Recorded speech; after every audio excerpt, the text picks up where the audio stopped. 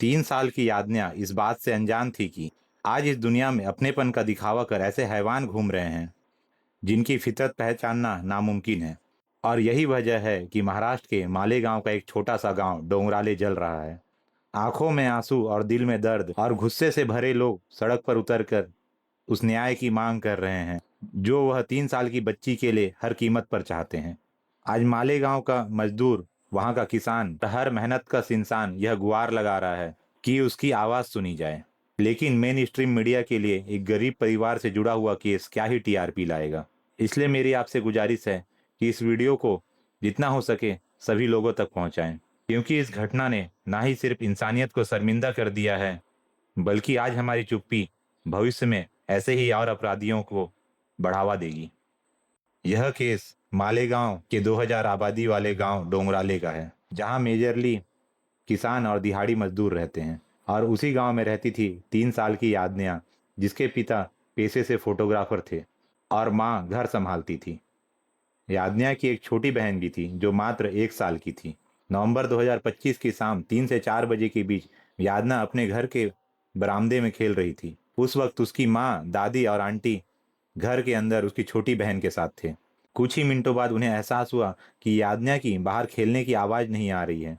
शुरुआत में उन्हें लगा कि वो आस पड़ोस में कहीं खेल रही होगी। फिर लगभग 40 मिनट बीत जाने के बाद यादन्या अपने घर नहीं लौटी तो घर वालों की घबराहट बढ़ गई।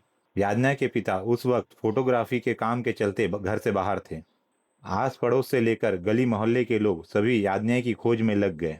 शाम ढल रही थी। ऊपर से ठहरा एक छोटा सा गांव जहां ना कोई सीसीटीवी और ना ही कोई लाइटिंग थी। शाम के 7:30 बजे गांव वाले की खोज उन्हें यादन्या के घर से 300 मीटर दूर मोबाइल टावर तक ले गई। उसकी कंपाउंड वॉल के पास झाड़ियों में यादन्या की लाश पड़ी हुई मिली। उसके शरीर पर कई घाव के निशान थे और उसका सर पत्थर से कुचला गया था।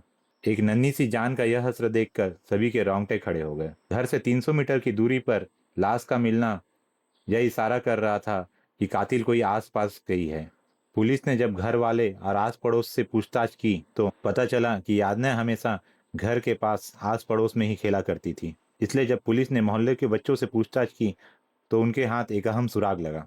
उन बच्चों ने बताया कि यादन्या को एक अंकल चॉकलेट दिलाने के नाम से ले गए थे। जब पुलिस ने उस अंकल के बारे में पूछा तो उन्होंने उस अंकल की पहचान विजय खैरनार के रूप में की। विजय खैरनार एक अनमैरिड कंस्ट्रक्शन वर्कर था जो खुद भी उन सबके साथ यादन्या को खोजने का नाटक कर रहा था।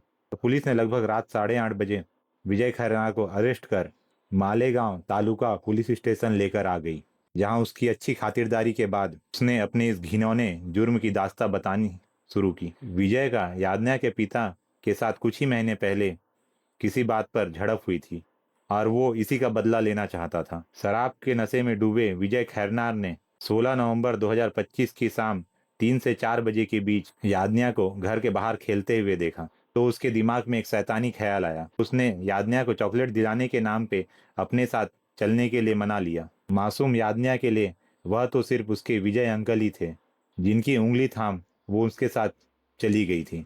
लेकिन अफसोस कि जिंदगी की आखिरी पलों में उस बच्ची को कितना कुछ सहना पड़ा। जिस दर्द और तकलीफों से वो गुजरी उसको शब्दों में बयां नहीं किया जा सकता। यादन्या की चीखें विजय के घर के चार दीवारी के भीतर ही मिट गई और वहीं पर उसने उसे मौत के घाट उतार दिया। बाद में अंधेरे का फायदा उठाकर उसने अपने घर के पास सुनसान इलाके में लाश को ठिकाने लगा दिया और चेहरे को भारी पत्थर से कुचल दिया। यादन्या के माँ पिता पर क्या गुजर रही होगी इस बात को लफ्जों से बयां नहीं किया जा सकता। एक पल पहले जो घर हंसी से भरा हुआ था वही घर एक लम्हे में सुनसान हो गया। विजय खैरनार को बीएनए सेक्शन 66 और सेक्शन 103 के तहत अरेस्ट कर लिया गया है। सैकड़ों लोग सड़क पर उतरकर इस केस को फास्ट ट्रैक कर फांसी की मांग कर रहे हैं। मालेगांव तालुका को फुल शटडाउन कर दिया गया है। मैं उम्मीद करता हूं कि न्याय के लिए सच की आवाज दूर तक पहुंचाने में आप यूं ही मेरा साथ देंगे। इस वीडियो को ज़्यादा से ज़्यादा लोग तक शेयर करें ताकि इस गरीब बच्ची को इंसाफ मिल सके। और ऐसे ही वीडियो देखने के लिए मेरे चैनल को सब्सक्राइब करें और वीडियो को लाइक करें। Stay safe, stay alert.